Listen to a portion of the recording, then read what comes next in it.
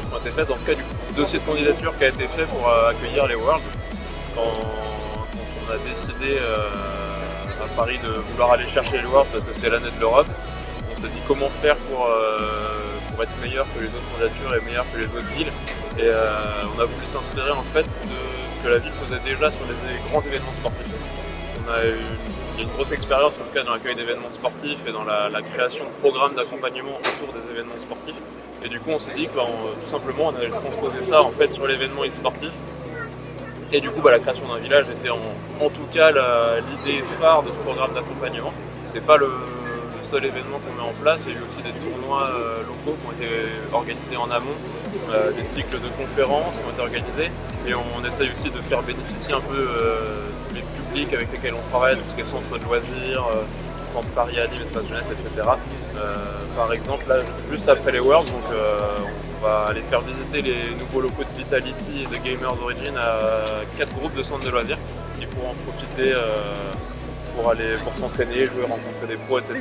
Et du coup, le village, en tout cas, est un des éléments, ou en tout cas l'élément central du programme d'accompagnement. En tout cas, ça a été pensé pour justement être différencié par rapport aux autres villes et justement pour remporter la candidature.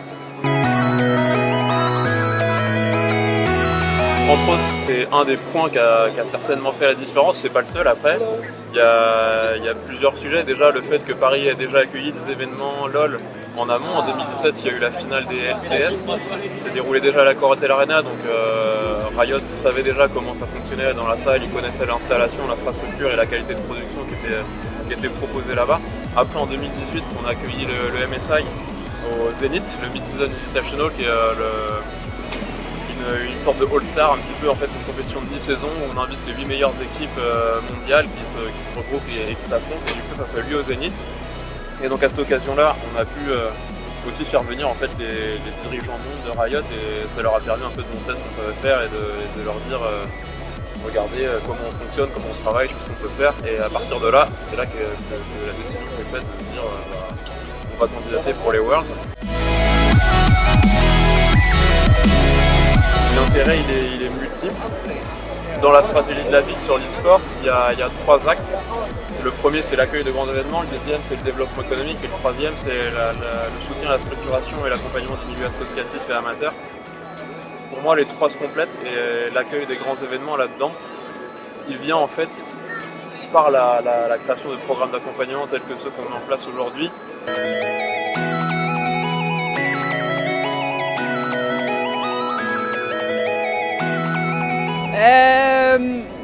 Beaucoup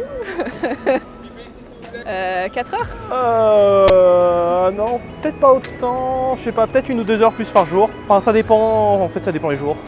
En vrai, ça dépend, mais par semaine, je dirais une dizaine, quinzaine d'heures. Bah, ça dépend, quand j'ai le temps, ça peut m'arriver de faire 4-5 games d'affilée, donc ça fait 3-4 heures souvent. Ça m'est arrivé de faire des sessions plus longues, mais en général c'est 3-4 heures d'affilée et après j'en ai marre.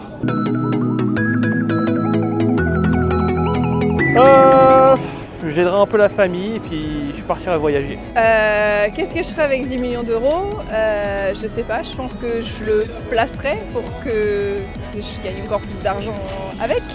Mais peut-être dans un premier temps, je voyagerai. Beaucoup de choses, honnêtement, j'ai pas de trucs qui me viennent comme ça à l'esprit, mais ouais.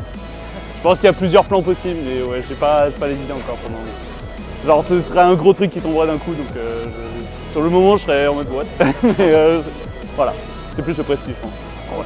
Non, je suppose que je me donnerai à ma passion. C'est pas l'e-sport du coup, mais...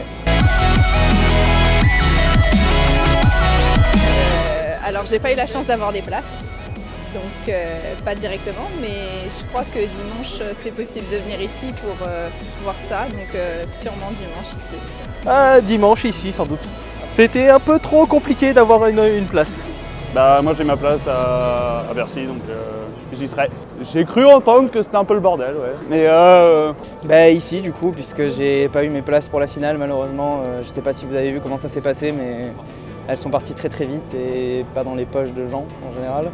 Donc voilà, j'ai un peu, comment dire, blasé là-dessus, mais du coup je suis de passage à Paris, donc j'en profite pour aller la voir où je pourrais avoir une ambiance similaire.